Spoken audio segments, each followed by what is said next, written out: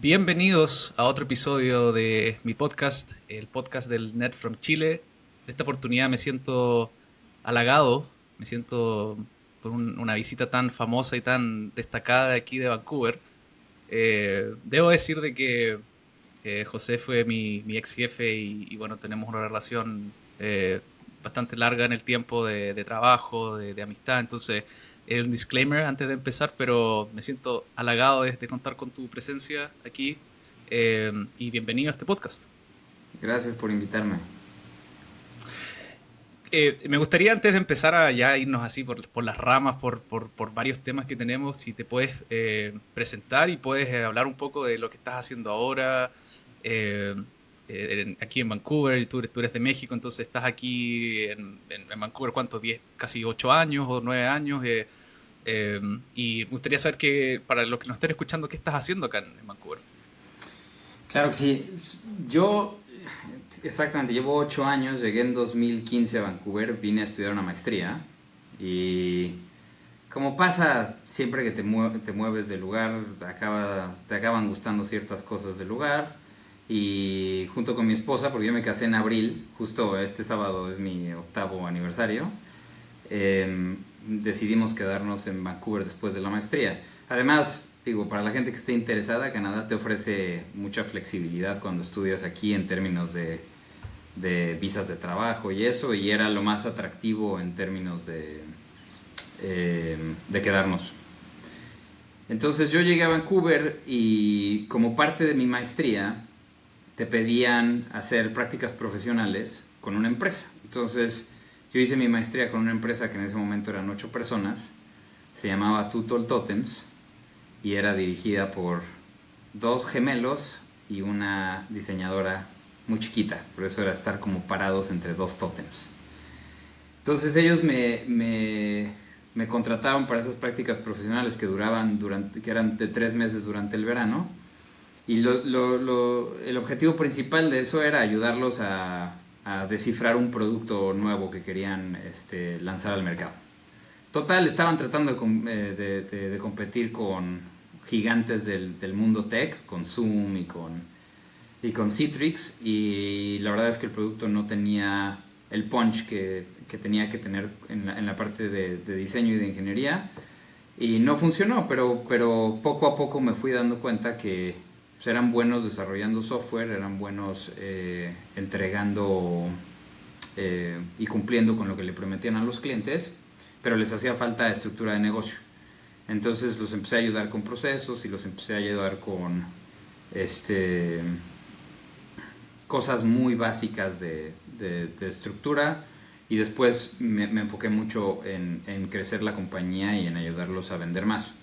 Entonces, profesionalmente mi aventura en Vancouver ha sido principalmente con esta compañía y ha sido una evolución muy interesante porque hemos pasado de ser eh, únicamente desarrolladores de aplicaciones móviles a desarrollar todo tipo de software. Y trabajamos con muchas compañías de renombre aquí en Vancouver y con otras tantas en Estados Unidos. Entonces, ¿Me puedes contar? Sí, algo así así de... un pequeño resumen. ¿Me puedes contar un poco de cómo ves esa evolución? Porque Vancouver, y lo tenemos como un punto acá, Vancouver también ha evolucionado harto como tech hub o lugar, ¿cierto?, de startups y de empresas de software. Si me puedes contar un poco cómo esa evolución y cómo también fue conectándose con la evolución de la empresa y como tú finalmente, ¿cierto? Después de ese paso de internship te convertiste en el CEO de la empresa. ¿Puedes ir como a lo mejor interconectando sus puntos? Sí, mira, la mejor manera que tengo de explicarlo es que, y eso así es como arranca cualquier compañía de desarrollo de software que trabaja, que ofrece el desarrollo de software como servicio a otras compañías. Generalmente empieza con ingenieros. Y los ingenieros lo que hacen es que están en contacto directo con el cliente y el cliente tiene ciertos requerimientos y los ingenieros construyen. Entonces, yo a esa etapa le llamo la etapa en la que construyes lo que te digan que construyas, ¿no? Después de esa etapa donde le empiezas a agregar un poco más de de consultoría y de asesoría, porque tienes más expertise después de haber construido 2 o 3 proyectos, entran 2 jugadores. Primero entra el jugador del diseño, que hace que el producto se construya de mejor manera, ¿no? Nosotros aquí le decimos build the product right. Pero esa parte dura un cierto tiempo, porque llegar a perfeccionarla, ahí estamos hablando de integrar, digamos, 2 voces adicionales. Una voz que es la del vendedor y la voz que es del diseñador, con la voz que ya estaba, que es la del ingeniero. Entonces, pues tienes que perfeccionar ese proceso porque hay mucha comunicación que se pierde por ahí y esos memes que ves por ahí donde lo que le dijeron, lo que el cliente le dijo al de ventas y lo que el de ventas le fue a decir al diseñador y lo que el diseñador le dijo al ingeniero, hay muchas cosas que se pierden ahí. Entonces, en perfeccionar ese proceso te toma algún tiempo, tienes que poner mucha documentación, muchos pasos a seguir y tratar a la vez de no volverte muy burocrático, porque la realidad es que tus clientes te contratan porque eres flexible y porque puedes hacer lo que ellos no pueden hacer. Y esta etapa la perfeccionas cuando le agregas el Project Manager.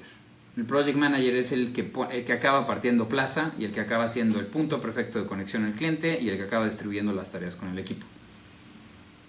Entonces, cuando llegas a ese nivel de construir los proyectos de la manera correcta, tecnologías correctas, prácticas correctas, etc., el siguiente paso de evolución, que es en el que estamos ahora, es el de construir la cosa correcta. ¿Y a qué vamos con eso?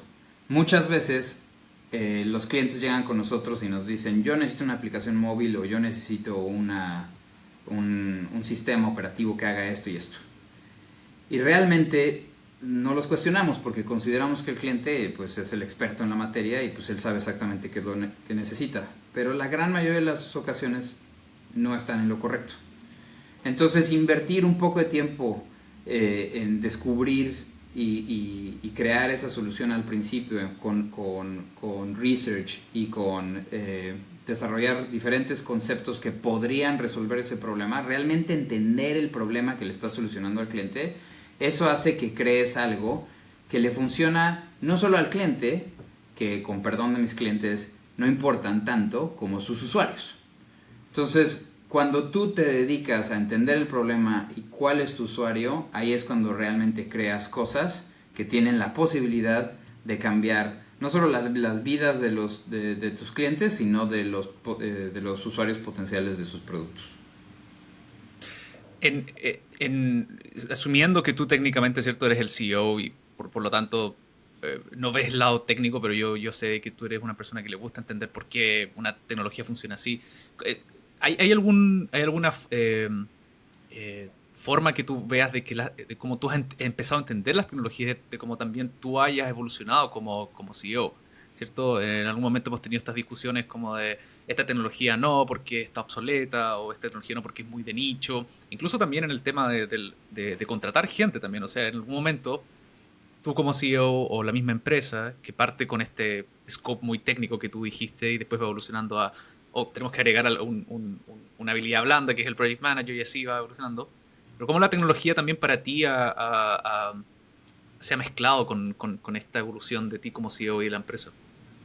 Sí, y creo que va muy relacionado con lo que acabo de decir también, porque al principio en el proceso inicial, pues ¿cuál era la tecnología que usamos? La que el ingeniero sabía, ¿no? No había un debate muy profundo en términos de tecnología, simplemente el ingeniero sabía, hacemos aplicaciones móviles, yo sé Swift, se hace en Swift, ¿alguien tiene algo que decir? Nadie, porque nadie es ingeniero, entonces adelante señor, haga su aplicación móvil. Después de ahí pasó a un tema de ponerse de acuerdo entre el grupo de ingenieros, porque creció un poco más y había unos que tenían ciertas tendencias con ciertas tecnologías y etcétera. También en ese apartado se empezó a considerar mucho porque estábamos no solamente desarrollando productos desde un inicio, sino también estábamos adoptando y manteniendo tecnologías de los clientes. Entonces había una consideración ahí de decir, ok, con qué tecnología viene el cliente y cuáles son las posibilidades y cómo lo debemos de reconvertir. Hoy en día estamos en una posición en la que decidimos adoptar aquellas tecnologías que son más usadas en el mercado. O sea, para darles una idea, en el backend estamos muy enfocados en Node.js y en Java. Y en el frontend estamos muy enfocados a React.js y en algunos casos hacemos algo de Angular. Y en móvil hacemos React Native. Y la razón principal es porque cubrimos una gran parte del pie del mercado si aceptamos ese tipo de tecnologías o trabajamos con ese tipo de tecnologías. Y ayudamos a nuestro equipo a que construya un expertise significativo en lugar de estarles cambiando de cachucha cada 3 o 4 meses que su proyecto concluya, ¿no? Entonces, es un poco de elegir tu carril y decir, por aquí vamos y con esta me voy a casar.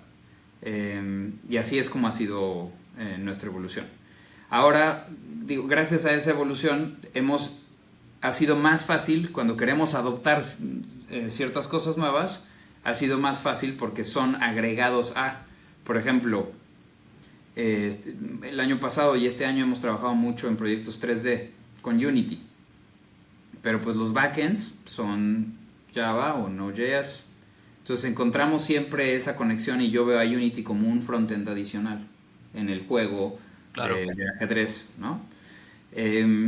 Y así, por ejemplo, todas las cosas que estamos viendo con AI, pues Java es muy práctico, o inclusive Python es muy práctico para los backends, ¿no? Entonces, ese tipo de cosas, pues tienes que ir haciendo ajustes, pero al final de los días lo que quieres es que construir esa expertise y ese legacy con tu equipo. Ahí me imagino que igual hay una... Qué bueno que tocaste ese punto. Eso de mantener como... no sé si la palabra es feliz o mantener tranquilos los developers, porque al final nadie, o a lo mejor en esta primera fase que hablamos de la empresa, cuando, ¿cierto? Es como que pasan 3 meses haciendo una cosa, después la otra, pero al final, cuando ya la empresa crece, vas a querer developers que vayan como más a fondo en alguna tecnología y tampoco, y al mismo tiempo tampoco quieres que estén cambiando de proyecto tanto. Y eso va en una pregunta que teníamos acá con esto del developer happiness, que es un concepto que se aplica, ¿cierto?, después, pero ¿cómo ves eso ahora? ¿Y qué tipos de proyectos a lo mejor influyen ahora elegir? Ya que consideramos eso de mantener a los developers ¿cierto?, contentos, tranquilos, no con tanta rotación en proyectos.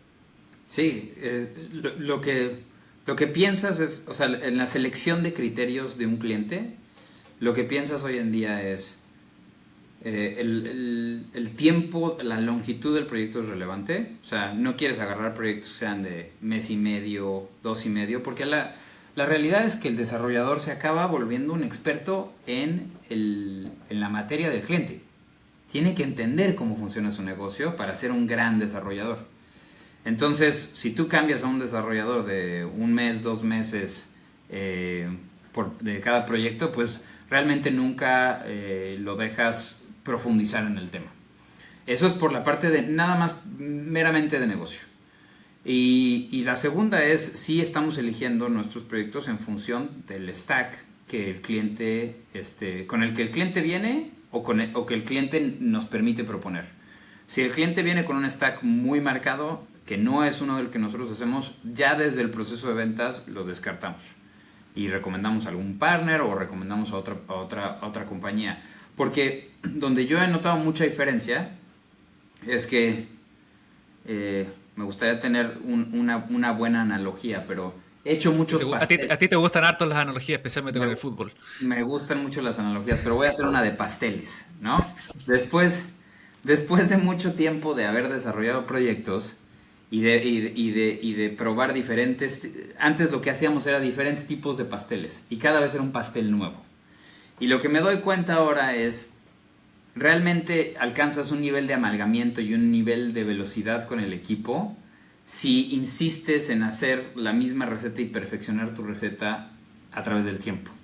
Entonces, hoy por ejemplo, en las épocas de Felipe nos pasaba mucho que teníamos proyectos que teníamos un deadline para abril y entregábamos un poco apurados y después eran un mes y medio de estar resolviendo ahí problemas fundamentales del sistema, ¿no?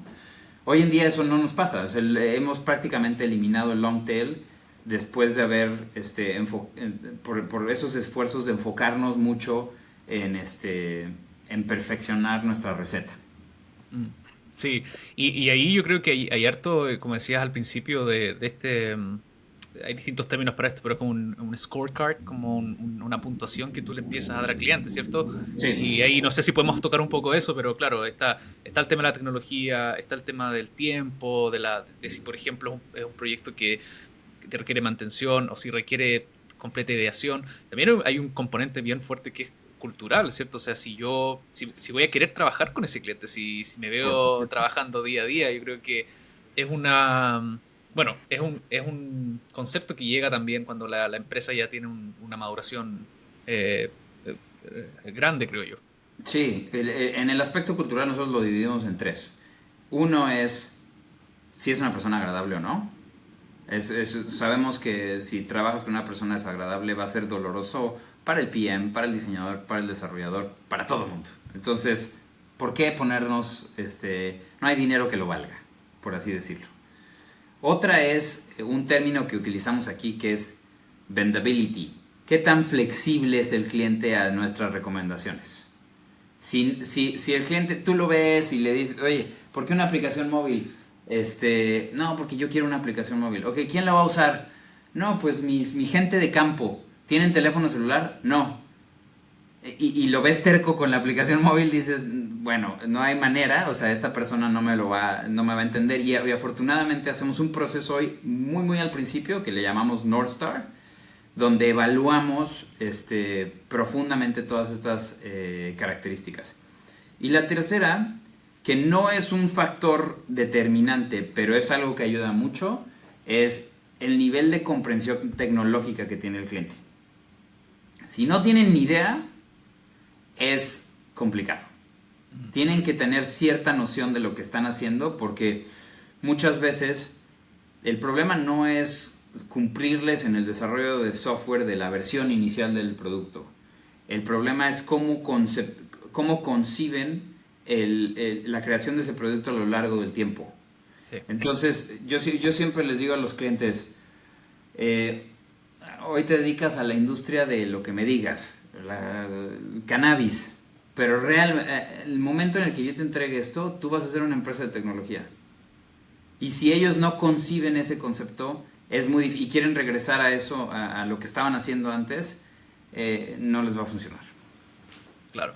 Sí, qué buen tema y qué bueno como también evoluciona, ¿cierto? Hasta el punto donde tú puedes decir, sabes que no quiero trabajar con este, o sea, es una posición bien afortunada, ¿cierto? Claro.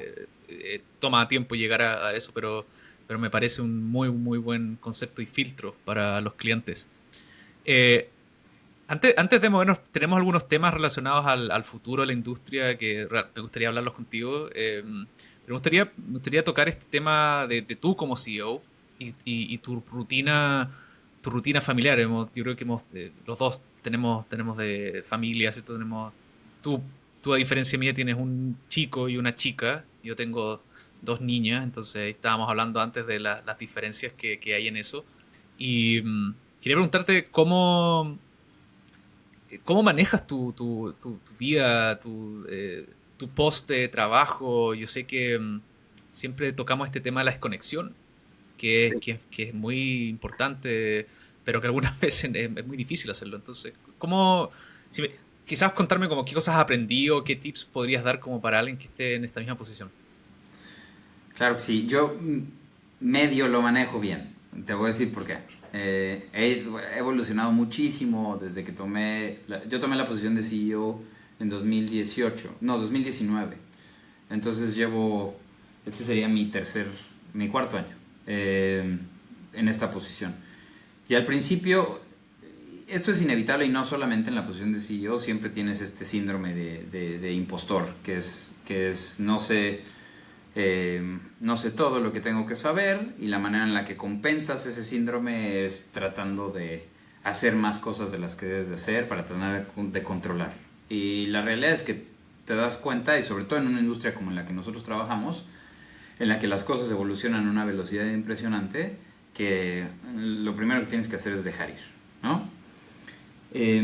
Yo lo que tengo es una teoría de mis 6 pilares, por así decirlo. Tengo mi pareja como pilar número 1, mi familia como pilar número 2, mi salud como pilar número 3, mi salud espiritual o mi conexión espiritual como pilar número 4, mis amigos como pilar número 5 y mi profesión o mi craft como pilar número 6. Entonces, ¿cómo sé que estoy bien o mal? Es, si tú pudieras poner estos 6 en una gráfica de barras, podrías ver quién tiene menos agua y quién tiene menos agua, etc. Entonces, constantemente estoy evaluando. Eso te iba a preguntar, ¿cuándo mides eso? ¿O lo haces como cada mes o cuando quieres, como cuando venga la inspiración? ¿Cómo es eso? Te diría que cada semana pienso en eso. Y es común que, o sea, por ejemplo, ahorita que estoy en una vida muy familiar, es común que familia y pareja vayan muy de la mano, ¿no? Pero que es el error que todos cometemos de, bueno, pues nos metemos en esta vorágine de la familia, pero no entendemos que una cosa es mi relación con mis hijos y otra cosa es mi relación con mi pareja y cómo dedicarle esos tiempos, ¿no? Pero yo lo que hago es por lo menos una vez a la semana pienso, y esto no tengo un horario específico ni mucho menos, ni siquiera lo traqueo de manera formal. No hay framework. Es un gut feeling de decir, he tenido muy poco tiempo para mí, no he podido meditar, no estoy haciendo ejercicio, cosas por el estilo que te permiten darte cuenta de si estás haciendo algo al respecto. E inclusive no te diría que tengo una medida por cada una de ellas. Lo único es que creo que nosotros en nuestra vida no dejamos de hacer, ¿no? Y no me refiero a profesionalmente en lo absoluto, me refiero a todo el tiempo pasas de una actividad a la otra. Entonces, para mí lo único importante es estar constantemente haciendo un esfuerzo o una actividad que vaya relacionada con estas 6. Por ponerte un ejemplo, la de mis amigos, si el sábado no he hablado con ninguno de mis amigos, bueno, el domingo hablaré con un par. Solamente como para mantener esa llamita ahí, ya sabes, Sí. despierta Regando la planta, sí. regando la planta. Sí. Exactamente. Y eso es como lo voy midiendo. No sé si colocaste esos pilares en orden de prioridad, pero quería, si es que no lo hiciste, si es que ves de que regando un pilar, como crece el otro, o sea, ¿hay alguna interrelación que veas ahí entre esas cosas? Sí creo que si estás bien mentalmente, de salud y espiritualmente, los otros se ven muy beneficiados. Y si estás mal en esos, los otros se ven muy afectados. Ujú. Pero si solamente te dedicas, por ejemplo, las personas que no dejan de trabajar y que solo hacen eso, pues descuidan naturalmente los otros pilares y hay una afectación. O sea, sí, obviamente hay una interconexión en ellos. Y hay algunos, por ejemplo, los amigos, que pueden vivir un poco más separados y que quizás no sean tan fundamentales, pero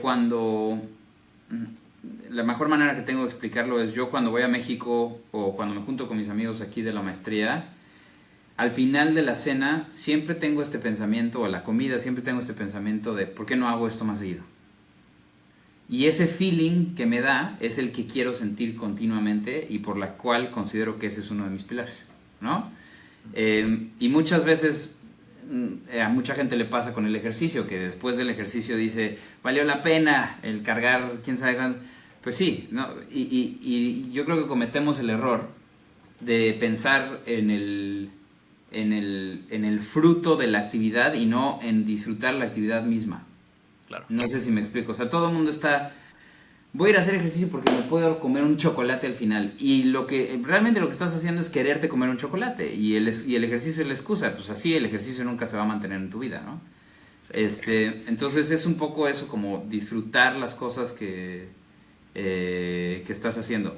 Y lo único que quería agregar es, regresando al punto de la pregunta inicial, que era cómo llevas eso de CEO, pues lo que trato de hacer es, trato de tener horarios relativamente fijos de trabajo. Es decir, a mí me funciona, yo soy una persona muy de 9 a 5, ¿no? Y trato de respetarlos en la mayor cantidad de las veces. Entonces, el 80% de mis días no excedo mis horarios. Pero hay ciertos días donde hay una emergencia que tengo que atender. Y aún en esos días, no toco el teléfono después de las 8 de la noche. Mm. Entonces trato de ser como muy estricto en eso. Y tengo un par de reglas más. Me despierto y no veo el teléfono como primera acción. Es decir, de hecho yo conecto mi teléfono en la sala y correos y eso los veo después de hacer ejercicio. Claro. Sí, es como esa técnica de no tener el teléfono en la misma pieza donde duerme, ¿cierto? Sí. Para no, para no chequear y sí, muy, muy buena. Em, Podríamos seguir hablando más de esto, pero quiero hablar un poco bueno, quizás un poco interrelacionando los temas. El, Esto de Vancouver también, de cómo también hace un poco fácil esta calidad de vida, ¿cierto? También lo hemos hablado y vivido, ¿cierto? Vancouver es una ciudad, una de las mejores ciudades para vivir en el mundo, ¿cierto?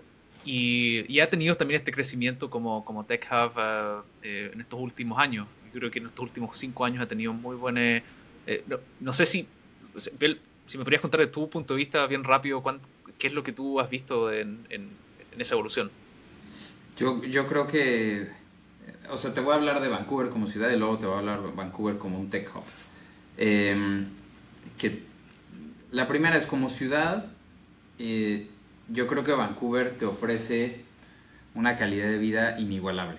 Es muy difícil, si tú lo que quieres son servicios y servicios que funcionen y asegurarte de que tengas múltiples opciones para ti y para tu familia, esto es una gran ciudad. El clima es un factor. En Vancouver inevitablemente llueve y llueve bastante a lo largo del año y es un poco frío, pero no frío como el latinoamericano se imaginaría el frío de Canadá, De Toronto, de claro. Toronto, de Mm. Montreal. Rara vez llega a a negativo el termómetro.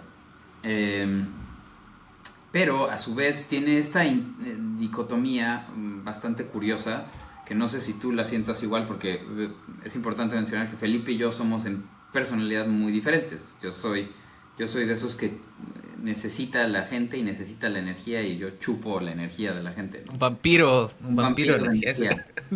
Y, y Vancouver en eso fracasa totalmente.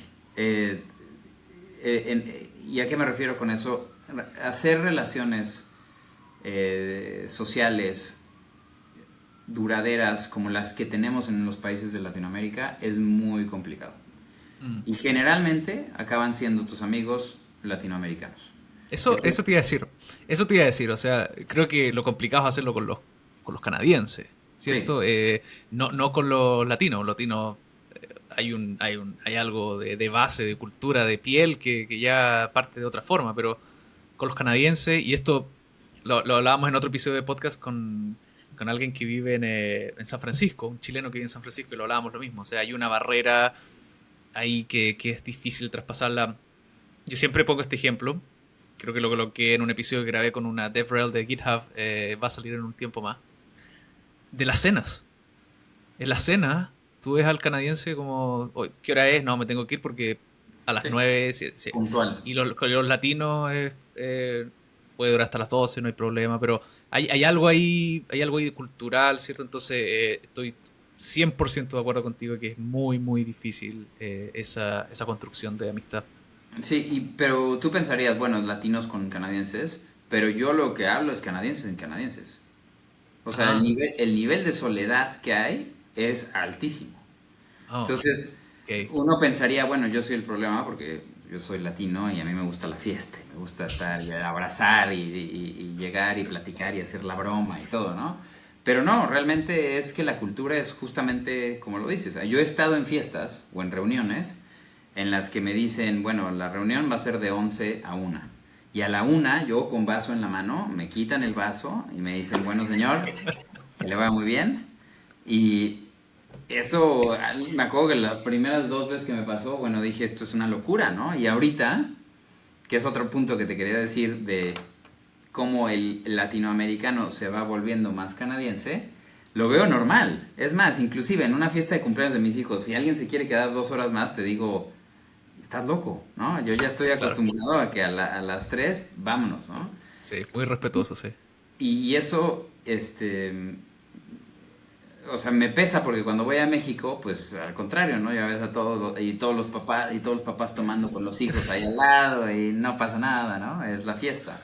Yo Entonces, quizá ahí discrepo contigo porque, o sea, digo, yo creo que tengo esa capacidad de camaleón quizás o no sé si porque estoy en Chile, como que uno ya se cambia, ¿cierto? Pero claro, o sea, uno se va adaptando a la cultura, ¿cierto? Eso es como lo rico al final de estar acá, de que uno sigue hablando español con tu familia, sigues a lo mejor juntándote con gente latina, pero a la vez tienes un sistema de educación completamente distinto, el sistema en general, como dices tú, funciona, pagando altos taxes, pero igual funciona y vas teniendo una cultura familiar mezclada en ese sentido.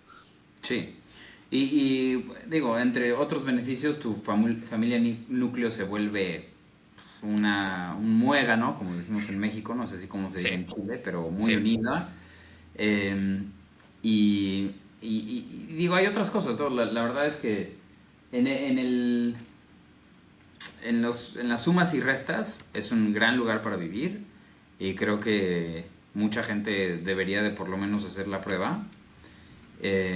Pero sí, sí veo a Vancouver, trato de ver a Vancouver de la manera más objetiva posible porque eh, no sé si a ti te pasa, pero a mí mis amigos que me preguntan piensan que Vancouver es así, está el cielo y Vancouver está al lado, ¿no? O sea, es como entonces hay a veces que ubicarlos en ese sentido. Y luego Vancouver como Tech Hub, así es interesante porque creo que hay una mezcla de un aspecto social y un aspecto de tecnología relevante. Vancouver se volvió muy famoso yo digo, los finales de los 90, principios de los 2000 en desarrollo de videojuegos. Muchas casas de videojuegos son de aquí, EA es de aquí, y hay muchos desarrollos de videojuegos indie que realmente empujaron la tecnología en Vancouver. Y eso fue atrayendo diferentes tipos de personas, de características, y eso se ha expandido un poco más. Hubo un poco de boom en los últimos 3 años con todo esto del metaverso y Web3 aquí en Vancouver. Muchas empresas de NFT, muchas empresas de blockchain lideradas por una compañía que se llama Dapper Labs, que ahorita está un poco metida en problemas. con lo del Eh, básquetbol, este juicio que tiene sí, en Estados Unidos. prácticamente estaban haciendo lo que hace cualquier banco con la transacción de acciones, pero sin la regulación. Claro. Entonces va a ser muy complicado que la salven, ¿no? Pero Vancouver ha tenido esa evolución como de nichos y en algunos momentos pues se ha expandido. Aquí tiene oficinas Unity, tiene oficinas Apple, tiene oficinas Facebook, tiene oficinas Microsoft. Y esas grandes compañías de tecnología acaparan muchos ángulos de la tecnología. Pero también hay dos factores sociales que impiden que Vancouver realmente dé ese nivel de crecimiento. Porque Vancouver te ofrece tal calidad de vida, Vancouver paga mal. En rasgos generales, si tú comparas el ingreso de un programador en San Francisco o en cualquier lugar de Estados Unidos, o inclusive el lado del este de Canadá, es muy superior a lo que le pagarían a un desarrollador en Vancouver. Y eso aplica también para diseñadores, no tanto para project managers. Entonces es primer factor, o sea, atracción de talento, estamos hablando de la crema innata del desarrollo, le encantaría vivir en Vancouver, pero como no le pagan como le pagan en otros lugares, no lo considera como una opción. Y también está el tema del impuesto, que como Felipe lo mencionó, es bastante alto y sobre todo en esos brackets donde ya estás hablando de un ingreso considerable, pues ya estás, en algunos casos ya llega a más del 50% de tu No, ingreso. terrible, sí, terrible. Este, Em, y el pero, segundo factor, nada más déjame dale. decir, el último factor es Vancouver está geográficamente limitado por montaña y mar. Entonces, la disponibilidad de unidades para vivir son pocas, ¿no? Mucha gente se sorprende, personas con puestos altísimos pues viven en un departamento de 2 cuartos y ahí se acabó, ¿no? Entonces, Mm, también la falta de oferta inmobiliaria en Vancouver y lo caro que es comprar un inmueble en Vancouver hace que muchas empresas de tecnología no decidan establecerse acá porque pues no, simplemente no van a encontrar el talento que esté dispuesto a hacer ese mm. sacrificio. Qué buen punto tocaste. Bueno, eso nos llega a todos los que vivimos acá en Vancouver, el precio de los arriendos, el precio de comprar. Llegas a un pie y después cambió y el pie tiene que ser más grande. Justamente ayer estaba viendo el documental de Viena, que Viena, curiosamente también la alcaldía, un gobierno, piensa que el gobierno de Viena está en una extrema derecha, pero en Viena, perdón, Austria, gobierno de ultraderecha, pero Viena por un gobierno socialista, cómo se ha encargado de darle la vuelta a eso de. Porque Viena es muy denso, a diferencia, como dices tú, de acá, que quizás como hay más espacio, está mucho más eh, disperso en general. Bueno, yo, por las últimas cosas que he leído, sí veo de que se han hecho nuevas políticas para que el tema del rezoning que se llama acá, que es como mejores políticas como para reducir tiempos de rezoning, para ponerlo muy en simple para la gente que esté escuchando, es como lo que toma a lo mejor construir, hacer que una casa se convierta en 5 unidades para que haya más posibilidades, ¿cierto? Entonces, todas esas cosas aquí toman mucho tiempo y influyen en esto que dices tú, El famoso uso de suelo, así es el uso de como suelo. Mm, se le sí, dice. Y sí, y además un nivel de burocracia bastante innecesario, ¿no? En muchas cosas los servicios funcionan muy bien, pero cuando tú quieres hacer un cambio, es como que Dios te bendiga porque te vas a tardar 2 años en el proceso, ¿no? mm, Y mm. estamos hablando de cosas que es que les va a sonar ridículo en lugares de Latinoamérica, pero hay permisos que toman 2 o 3 años para podar un árbol, ¿no? O para quitar un árbol que estorbe en una calle, etcétera, ¿no? Cosas por el Ah, ok. estilo. No tiene nada que ver con lo de los First Nations o las No, tribus. No, no. no, ok, ok, Estoy pensaba que era. hablando de un árbol que está en la esquina de una banqueta, que ahí van a construir un edificio y pues tienen que cortar el árbol para poder proceder con el desarrollo. Y pues no, le ponen ahí trabas y trabas al desarrollador por el árbol, ¿no? Entonces, en México ese árbol hubiera desaparecido en la noche y no te estoy No, diciendo que no, no necesariamente va la empresa que lo tenía que sacar, por pues. supuesto que no, acaba en una pickup blanca 1982, y así es como se soluciona. Que, que evidentemente prefiero que se haga un procedimiento legal y todo, pero obviamente la velocidad tiene un impacto Burocracia. muy fuerte, ¿no? Mucha burocracia. Mm. Pero volviendo a ese tema que decías del sueldo, del salario, ¿no crees que también se genera el efecto inverso, que es que eh, por la misma razón de que los sueldos son más bajos en general, las empresas igual están offshoring o externalizando sus equipos también a Vancouver? Porque eso es lo que yo también he visto.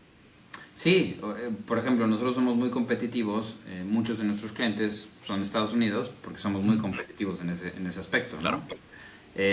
Inclusive te diría que los países latinoamericanos ya se han vuelto no tan caros como Canadá, pero cerca de Canadá. O sea, antes era una buena estrategia el decir voy a tener una oficina satélite en México o en Colombia o en Chile.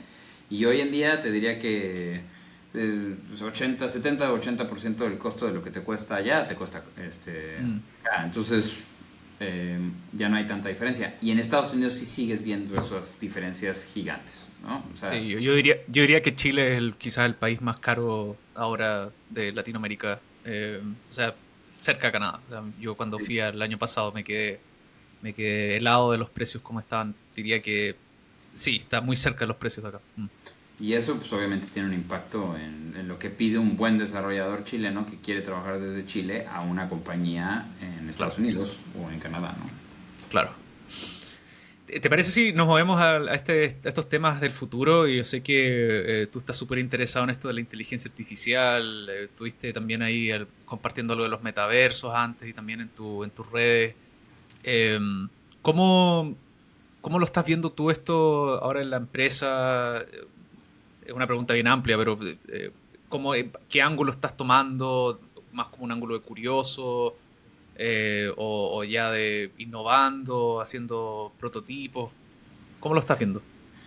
Pues de un ángulo muy activo. Lo Mm, que estamos haciendo, o sea, tú tienes que, una persona que está en la posición en la que yo estoy, tengo que estar pensando 6 meses mínimo, 3 años vista de lo que me va a pasar, ¿no? Y nosotros, primero lo primero que tenemos que pensar es cómo nos impacta la salida de estas herramientas en el trabajo cotidiano que hacemos, ¿no? En el desarrollo del software. Y tiene una implicación gigante, ¿no? Nosotros, para no hacerte el cuento largo, dividimos nuestro proceso en 4. Hacemos una etapa que se llama Discovery, luego una etapa que se llama Define, que en Discovery es entender el problema, a eso nos dedicamos, entender el problema del cliente, enfocarnos en consumir la mayor cantidad de información que el cliente nos pueda proveer. En Define nos dedicamos a desarrollar la solución que le vamos a dar al cliente. Y ahí involucra research, involucra el desarrollo del concepto. Luego de ahí pasamos a la etapa de desarrollo y de ahí después la etapa de delivery. Entonces, por ponerte un ejemplo, en la etapa de Define, donde estamos desarrollando el concepto, muchas veces presentamos nuestros conceptos con concept art, imagínate una historieta de cómic, ¿no? Y así presentábamos cómo iba a ser la experiencia del usuario, etc. Pues hoy puedes hacer eso en Midjourney en 2 segundos, ¿no? Entonces, un proceso que típicamente te tomaba una semana, hoy te toma 2 horas. O la creación de historias.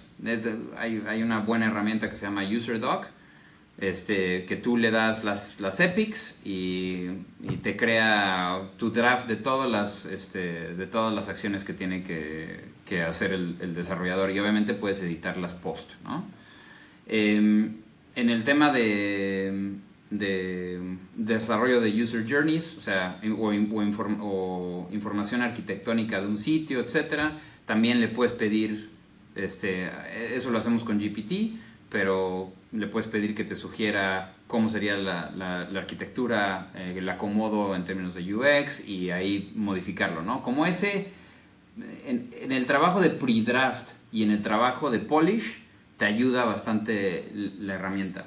Y en el tema de desarrollo, creo que todavía están lejos, pero Copilot ayuda en ciertos contextos, ¿no? Sobre todo cuando estás desarrollando algo donde la información pública de la herramienta que estás desarrollando es muy amplia, ¿no? Por ponerte un ejemplo, nosotros estamos trabajando con una compañía que se dedica a reducción de gases en la atmósfera. Hay muchísima información al respecto. Entonces, si yo quiero utilizar una fórmula que es pública, pues puedo utilizar Copilot y me puede ayudar bastante en la construcción de ese código, ¿no? Pero si quiero hacer algo muy específico para un cliente, por ejemplo, otro de nuestros clientes es American Medical Association. Bueno, pues toda la información que ellos tienen es de ellos, privada. No puedes utilizar ese tipo de herramientas para absolutamente nada, ¿no? Entonces, digamos que el primer lugar donde estamos muy activos es, vamos a entender muy bien cómo afecta esta tecnología a nuestro día a día. Y en eso ya hemos implementado muchos cambios a nuestros procesos para utilizar estas herramientas. Y en el segundo es cómo afecta el output de las cosas que creamos. Es decir, al principio, pues, cuando tú ofrecías una solución al cliente, pues tenías ciertos límites. Hoy esos límites se han expandido y las cosas que les puedes ofrecer a los clientes son mucho mayores.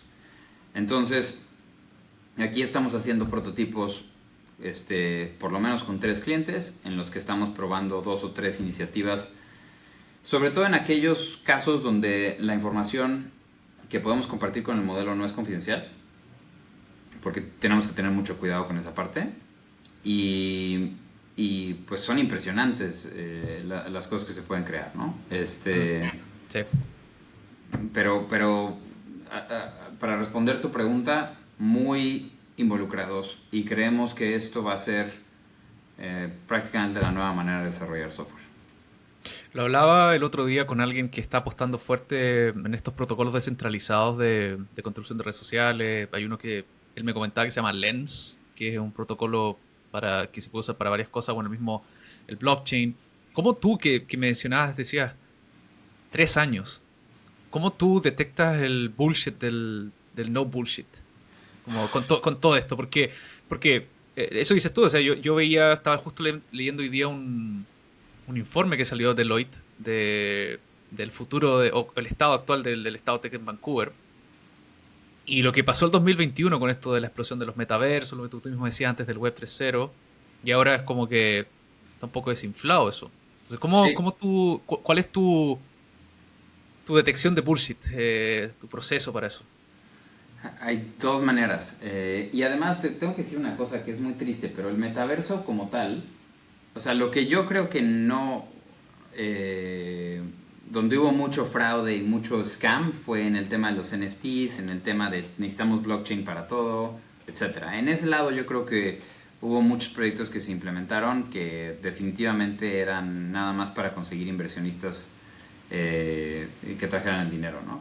Pero hay otro lado del metaverso que es este mundo 3D que hoy no está ahí, principalmente porque el hardware no está ahí, pero el momento en el que el hardware esté ahí y Apple va a lanzar su dispositivo de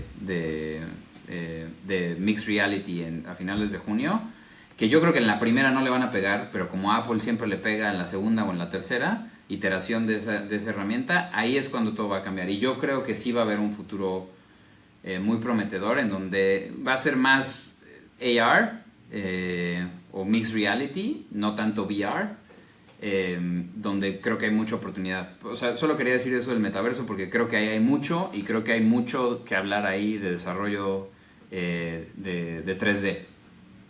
Entonces, la primera manera que yo utilizo es pensar, ¿esto le agrega o no le agrega valor al usuario? Si no le agrega valor al usuario, es bullshit. Es nada más una fama, ¿no? O sea, si tú quieres montar ahí un blockchain para analizar cualquier... No, ¿para qué? ¿No? Vamos a pensar, ¿realmente lo necesita? Si no le agrega valor al usuario, no sirve, ¿no? Y muchas veces, por ejemplo, lo he visto sobre todo con desarrollo 3D, en donde quieren hacer una aplicación 2D, 3D y realmente no hay valor para el usuario. Mm, Pero, por ejemplo, me pongo a pensar, te voy a dar un ejemplo de un hospital, muy funcional. Los hospitales, cuando están construyendo un nuevo edificio, tienen que literal construir modelos de tamaño real de sus salas de emergencias y sus salas de operaciones. Entonces, generalmente rentan un lugar, construyen la sala de operaciones en vivo y hacen 2 procesos. Uno es que prueban todo el material que compran, las camas, los muebles, que se puedan maniobrar, que puedan hacer diferentes cosas, por eso lo tienen que tener en vivo. Y la otra es que entrenan a los enfermeros o a las personas que van a estar operando o trabajando en esa sala, ¿no? Ese es un proceso que siguen, un proceso de construcción. En ese caso, tener un Digital Twin 3D que te ayude a planear, porque pues, es exacto, es tan exacto como el de la vida real, ¿no? Y te ahorra todo ese costo de construcción, te ahorra muchos dolores de cabeza. Ese tipo de soluciones ofrecen un claro valor al usuario, ¿no? Si tú quieres hacer cualquier otra cosa 3D nada más porque ahorita está muy de moda hacer digital twins, pues yo creo que estás cometiendo un error. Pero si hay una función real de valor para el usuario, esa es la primera manera de identificar.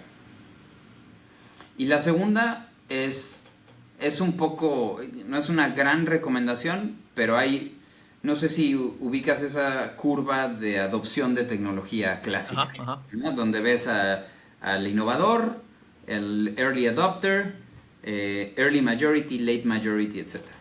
Hay un espacio entre el early adopter y early majority que se llama the chasm. Ese espacio es cuando una tecnología pega o no pega. Por ejemplo, Web3 se quedó en early adopter. Yo creo que cuando Harvard esté ahí, va a levantar Va a nuevamente. continuar, claro. AI ya está en early majority. Entonces, para mí eso es una indicación de que esto no lo para ni Dios Padre, ¿no? Ujú. Además de que si lo comparas en el lente de la otra cosa que te acabo de decir, de si da valor al usuario, es muy evidente que da valor al usuario. Están los dos checks, básicamente, claro. Entonces tiene los dos checks. Entonces así es como, digamos, descarto la basura de la no basura. Ahora, cabe recalcar, estás hablando con una persona no experta en tecnología, ¿no? Yo en lo que me considero medianamente experto es en poder bajar un problema y pensar en una posible solución. Claro, claro. Y hay ves que Europa algunas veces está siendo como algunas pionero de estas cosas, como la adopción, las mismas también políticas que se con esto por ejemplo, los datos personales y todo eso. ¿Ves algo ahí que influye en tu en ese detector de bullshit o no? Pues mira, es que lo que pasa es que cuando ya se convierte, justo hablando de esta curva, cuando ya pasa de early majority a late majority, el gobierno tiene que hacer algo y implementan políticas, ¿no? En lo que es la diferencia entre Europa y Norteamérica, y voy a usar términos muy coloquiales para decir esto, es en Europa piden permiso, en Norteamérica piden perdón. Entonces las políticas se implementan en Europa de una Si, si manera en, muy... si en Norteamérica piden perdón, ¿qué hace China entonces? Porque No, ya nada, no, no, silencio. no dicen nada y ya te enseñan ya cuando la tecnología está completamente desarrollada y ya estás Claro, tú con las esposas. claro. Este, no, en Europa el proceso de adopción de políticas públicas es mucho más veloz. Y creo que, o sea, esto habría que preguntárselo a un abogado, pero en mi impresión se da porque hay un cierto organismo central, que es la Unión Europea, que regula para todos, ¿no? Entonces, si el organismo central le mete velocidad, pues todo el mundo tiene que adoptar esas Mm. medidas, ¿no? Y muchas veces, que eso es algo que te iba a decir del bullshit o no bullshit, esas medidas son dolorosas, ¿no? O sea, tú hoy en día, ¿cuántas veces le tienes que poner accept cookies por este tema de GDPR? Pues a todos los sitios a los que vas. ¿Y es una buena experiencia de usuario? No, es terrible. Todo el mundo lo odia, ¿no? Es más, todavía no he encontrado al usuario que me diga, no sabes cómo disfruto el darle aceptar cookies. O sea, Es, disfruto que mis cookies sean seguras, claro. sí, no sé, lo disfruto mucho, me da una satisfacción. Todavía no encuentro esa persona, ¿no? Y puede pasar, puede ser muy válido que llegue una regulación en AI que haga eso y desinfle el globo. Pero eso no es que la tecnología sea bullshit. Mm. Eso es que hay una política pública ejerciendo presión para que se regule. Y en Buenísimo. Norteamérica lo que pasa es que avanza. Hay tanto poder de las corporaciones en el gobierno. Todo el mundo está haciendo lobbying constante o en el Senado o en la Cámara de Representantes que pues, la regulación llega muy tarde y generalmente mal hecha. Excelente. Súper bien. Creo que diste una mini cátedra cierto de cómo poder detectar esto. Muy, muy buenas las razones que diste. Estamos quizás en la última parte de la conversación. Quiero moverme como un programa de televisión con unas preguntas del público. Ahí es donde veo la ¿Qué te- cámara de este lado.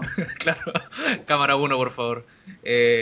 Tengo tres preguntas acá de gente que quiso participar de este podcast. La primera pregunta es de Diego, que me dice, eh, ¿Cuál es el principal enfoque slash preocupación en el delivery frente a sus clientes o stakeholders? ¿Cuál es la preocupación principal? Pues Creo que ya lo dijiste un poco al inicio, pero quizás reiterar. sí, o sea, a mí lo que más me ocupa es, nosotros vivimos de credibilidad, de eso vivimos. Y la credibilidad eh, se juzga de principalmente tres maneras en esta industria. Uno es que el producto que construyas sea de calidad y que cumpla con el objetivo que tenía que cumplir. El otro es tus tiempos de entrega. Son vitales para el cliente porque marcan no solamente tu habilidad para cumplir tus promesas, sino que también muchas veces marcan las condiciones de negocio de los clientes, ¿no? Ellos necesitan el software en cierto momento. Y el otro es estas sorpresas de costos que es muy común encontrar en esta industria donde los desarrolladores avientan una bola baja y dicen te cuesta tanto y le van agregando y agregando a lo largo del proyecto y eso para los clientes es una experiencia muy desagradable, ¿no? Entonces serían esas tres cosas sería como lo medimos. Bien. Carlos dice, ¿cuál es la organización del equipo de desarrollo que tienen actualmente? Tenemos frontend lo tenemos dividido en tres: móvil, web y Unity, o ni siquiera le llamaría Unity, Real-Time 3D, porque hemos hecho algunas cosas en Unreal también. Backend, DevOps, QA. Todas las áreas tienen un lead y la escalera es típicamente SD1, SD2, SD3, lead en esta compañía y obviamente todos dirigidos por un director de ingeniería.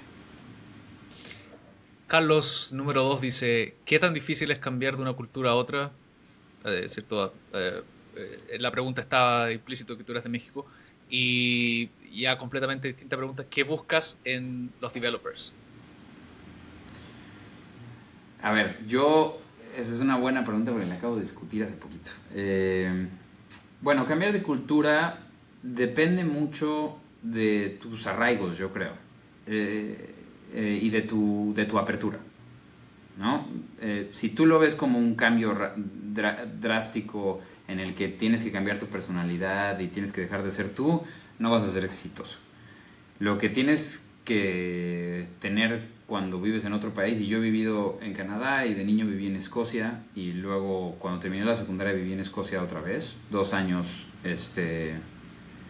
en Europa, y yo siempre he tenido una mentalidad de aprendizaje y eso me ha ayudado mucho a adaptarme al lugar al que voy.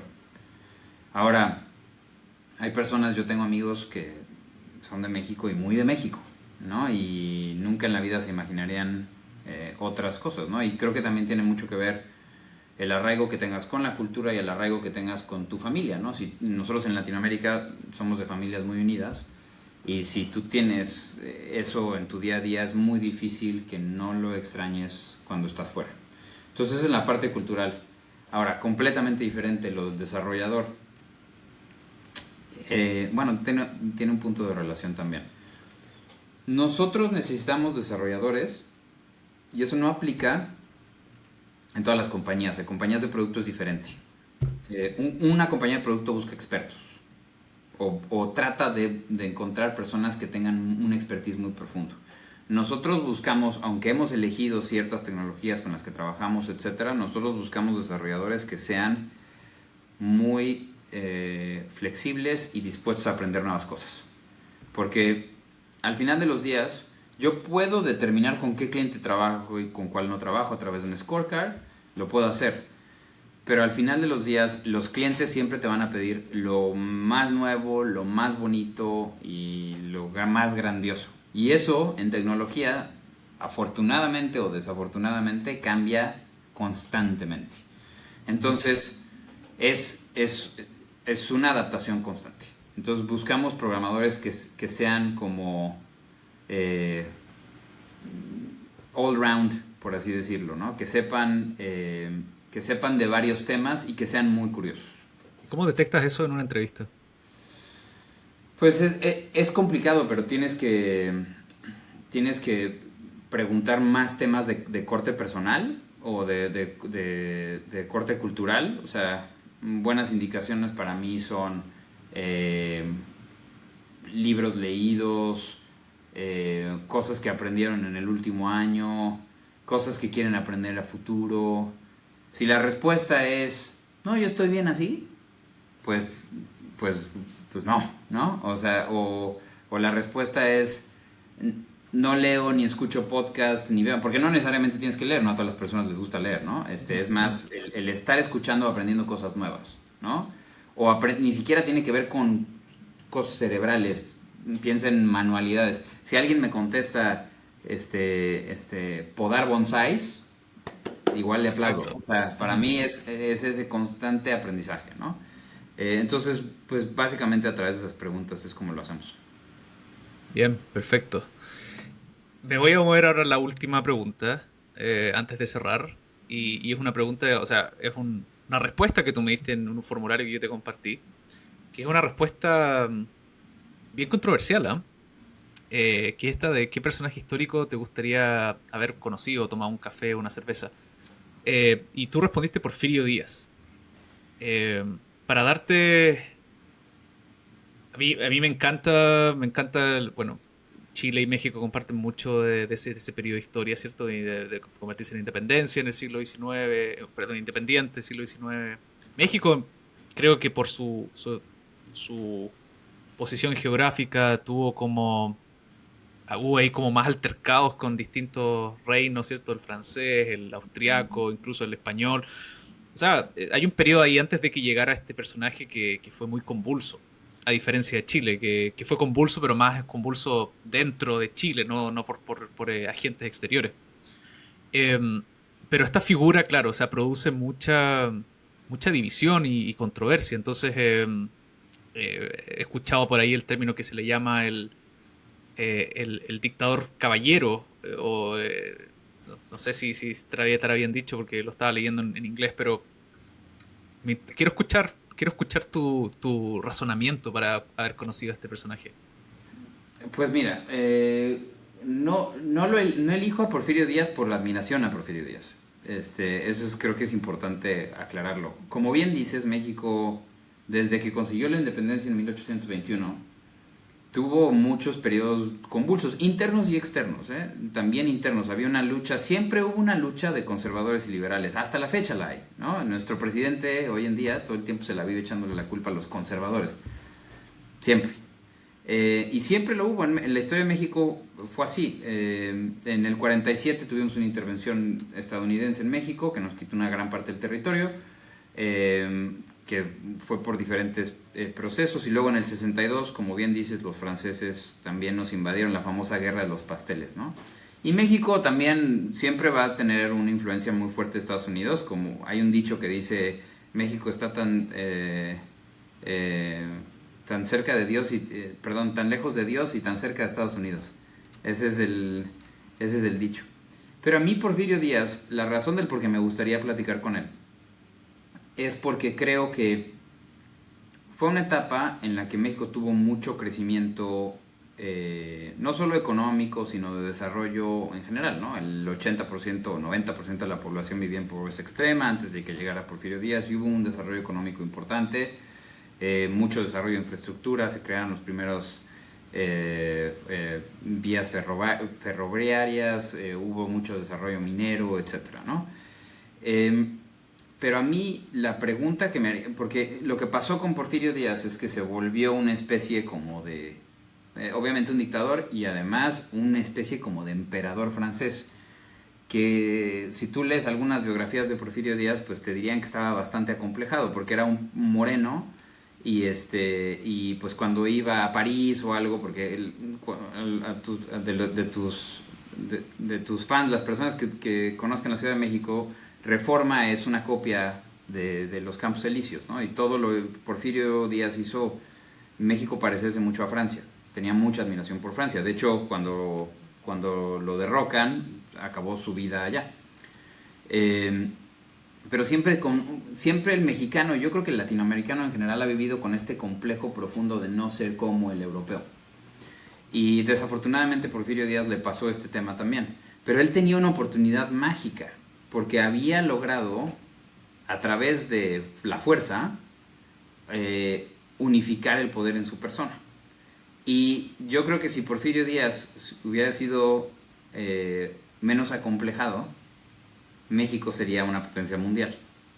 Y esa es la conversación que me gustaría tener con él. Wow, wow.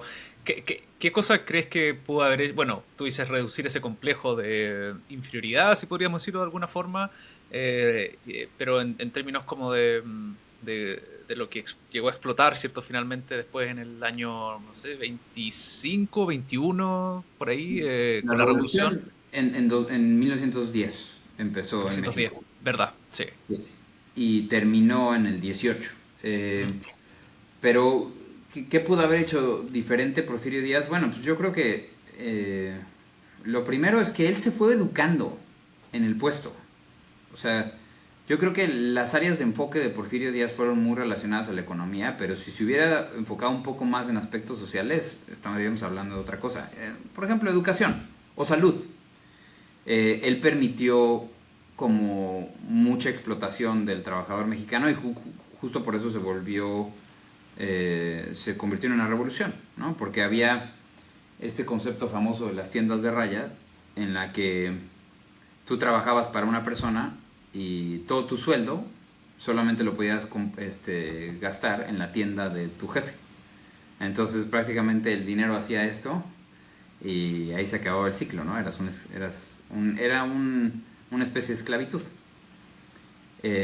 Pero yo creo que si hubiera cambiado foco, pero ahora también yo estoy hablando un poco desde el lado utópico, porque una persona que está, creo que Porfirio Díaz llegó en el 88 al poder, pues, o no sé, tal vez me estoy equivocando el año, pero por lo menos 30 años en el poder, Sí, pues te nubla, 35. te Sí, nublas, ¿no? sí. Y yo creo que es difícil ver las cosas con ese nivel de claridad después del 10.º año de estar gobernando y que todo el mundo te diga que sí. Sí. Esta pregunta va, creo que súper buena para terminar. ¿Qué piensas del poder con el cargo que tienes ahora? Quizás, a ver, es una compañía chiquita, somos 40 personas, ¿no? Y además yo pienso mucho en que yo tengo dos clientes, la gente que trabaja en TTT y la gente que contrata a TTT. Entonces, y no lo digo por una falsa humildad, simplemente las circunstancias en las que, hablando de otro tema de diferencia cultural en Canadá, aquí la gente tiene muchas opciones, ¿no? Quizás hoy en este año no, pero 2 años atrás, si tú te comportas mal como jefe, pues la gente se cambia de trabajo y le van a pagar igual, ¿no? Hay mucha opción, hay mucho trabajo. Entonces yo siempre, desde el momento en el que tomé esta posición, siempre lo vi así, ¿no? Para mí eh, es más una responsabilidad y lo veo como que pues, estas personas me están confiando el dirigir la compañía y además me están confiando pues, ser el líder de un grupo de personas, ¿no? Y, y al final de los días cualquier compañía es una colección de individuos. Entonces, si tú crees que estás por encima del colectivo, pues al final del día te comes solo y si no te llega en esta vida, te llega en la siguiente, ¿eh? Porque creo en la reencarnación también, entonces, pero eso ya lo dejamos para el otro podcast. Bien, bien. Oye, no te quiero quitar más de tu tiempo, de verdad lo he pasado súper bien en esta conversación y te quiero agradecer por tu tiempo. Bueno, siempre, cierto, es muy bueno conversar contigo y quería darte un espacio para decir lo que tú quieras, hacer promoción de la empresa o de alguna otra cosa, pero darte estos minutos para hablar algo sobre ti. Pues poco que decir que no haya ya dicho. Échenle un ojo a nuestro sitio en ttt.studio. Me va a regañar la de marketing. Eh, Y bueno, pues agradecerte a ti por las preguntas, por el espacio. La verdad es que lo he pasado muy bien. Dale, gracias. Entonces, quedamos con la invitación para ¿cierto? Ir al sitio. Chris, que es el founder, tiene un podcast también, donde habla con founders canadienses o founders que son casi de la etapa de startup. Y también está súper interesante verlo. Se llama Afternoon Tea. Afternoon. Sí, Afternoon Tea, también, ¿cierto? Está en inglés, eso sí, pero también muy interesante para seguirlo y ver lo que están haciendo, que refleja también, como creo que todo este activismo que tú tienes con el encontrar tecnología y todo eso. Así que muchas gracias y nos estamos viendo pronto, ojalá. Perfecto. Muchas gracias, Vale. Felipe. Un abrazo.